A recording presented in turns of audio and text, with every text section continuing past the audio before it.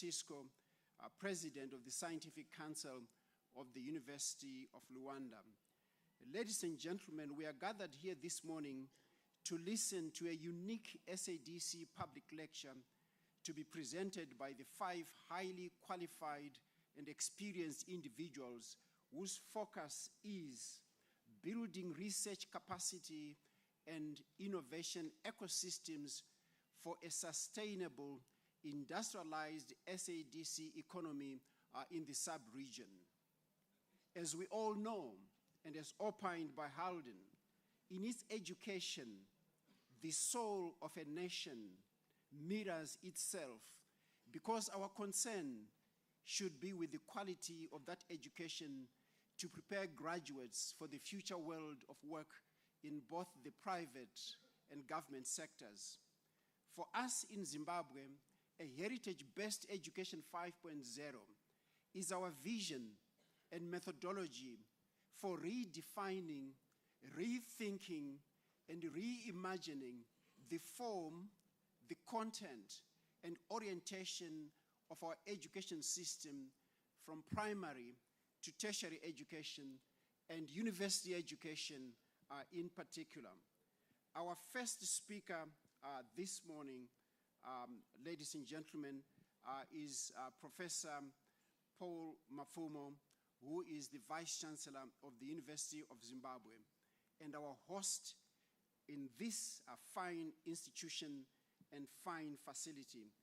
The second speaker is Professor N. Mvuma, who is the Vice Chancellor of Mbeya University of Science and Technology from Tanzania, and his topic is accelerating the transformation of the SADC education institutions for research and innovation. And obviously, the particular emphasis is on tertiary education or university education.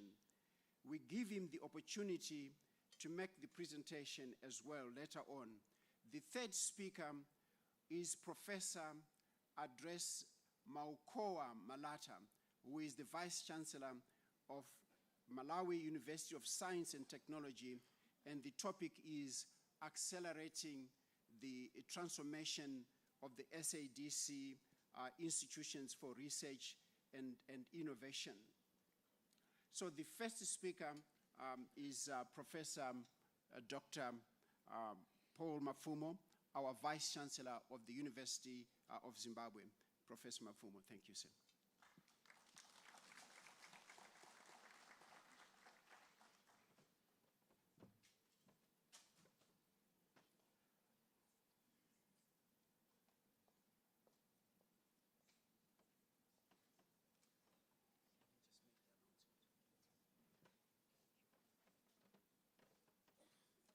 Can I please call our august panelists from the countries that I've mentioned, who are sitting on the right, to come and take your seats on these white or cream chairs. Thank you very much.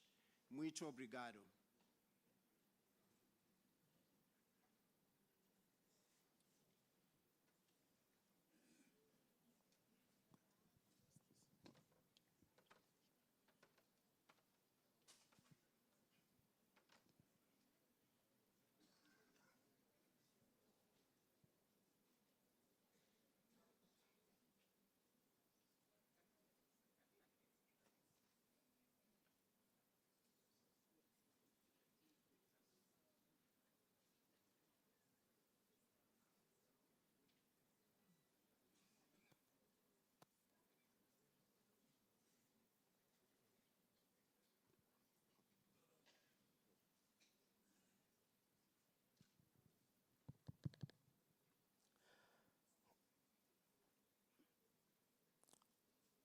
Our moderator,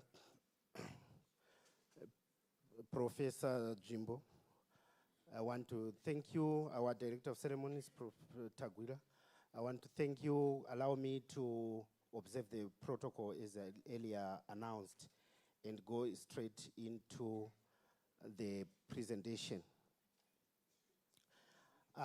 What I'm going to do is to section this presentation basically into 3 parts, but very quickly. The first part is to allow me to interrogate our philosophy of development or education. And the second part, I will try to give a testimony of how we have ushered in a new philosophy. And then the last part, I will try to export that to the task at hand, which is the SADC community.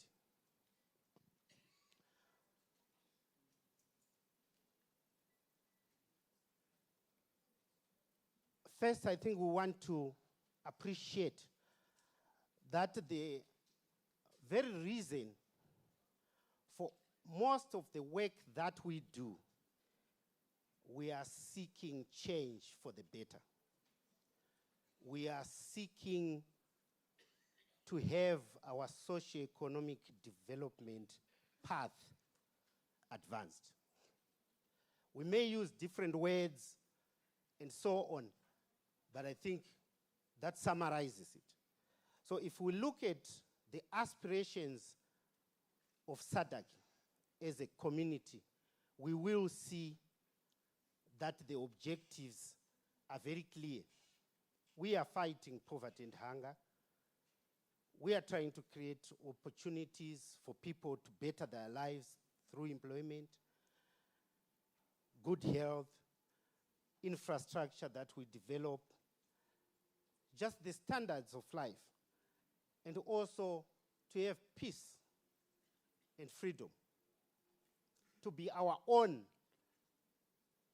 and have our actualization, self-actualization as a people, self-actualization as individuals towards our varied development goals. And I put there the SADC map just to show who is SADC.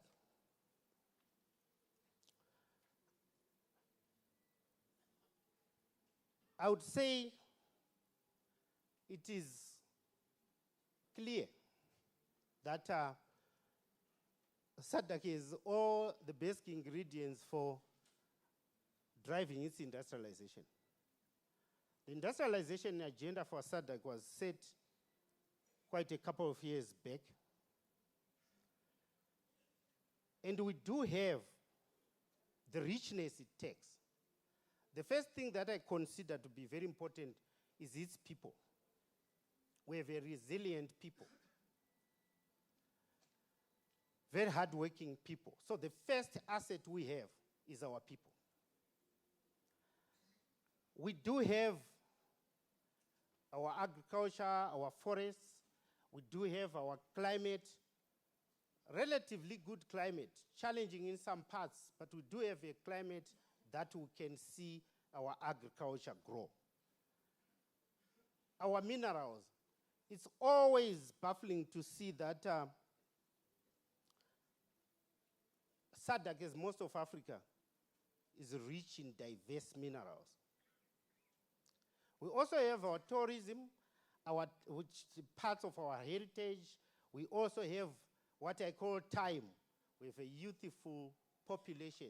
So we have time to advance things if our succession plans are in order. Diversity of both people and natural resources, etc. But then you begin to question then that why is it our pace of industrialization a little slow? Why are we not realizing our objectives in terms of socio-economic advancement? It means there's something that's not right.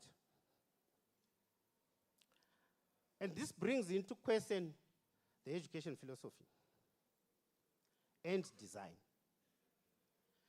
And hence the call for education transformation. I would argue that Africa's tragedy is that of using a wrong manual. And I will qualify that. But first I want to say we are often schooled and socialized to accept that we come second, third, and whatever number, to the extent that we lose our self-esteem, we lose our dignity, we lose our pride. And we tend to then get socialized to accept that. And that's where my fundamental problem is. And we can give more evidence of why we struggle to feed farmers. Ideally, farmers should feed us. So those paradoxes, we educate so that people search for employment. After sending your child to school, when they are finished, they come back to the mom, to the dad, and ask, so where do I go to work? But do you think you are done? You think I have sent you to school? Even come back to the university and say, so where do we go? It's ironic. So is this education an education that breeds poverty? And that takes me to my next point. I bring to your attention this concept of a purposed education or purposed knowledge. And what I mean by purposed education is that education can only deliver what it was designed to deliver. I'll give you an example of a car. If a car is supposed to take a load of 30 tons, and the other one takes a load of 2 tons, if you load the one that takes 2 tons, wanting to carry 30 tons, it will not work.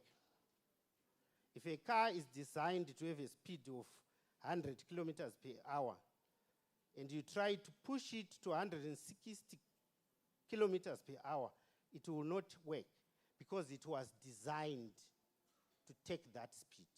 It was designed to take that load. So let's ask ourselves, is our education designed to take us to the industrialization goal that we seek to get? That's the major question I have. It means we have to purpose deliberately our education to take the load that we desire, to take the speed that we desire. The academics we have need to create content and write our own development manual. It's not because others' manuals from elsewhere don't work. It's because they are purposed differently. We have to purpose our knowledge. We have to purpose our education. So this doesn't take away anything from other continents, other regions, or something like that. No, it's not a case of competition or looking at others. It's about what we want to achieve. So we have to purpose it deliberately.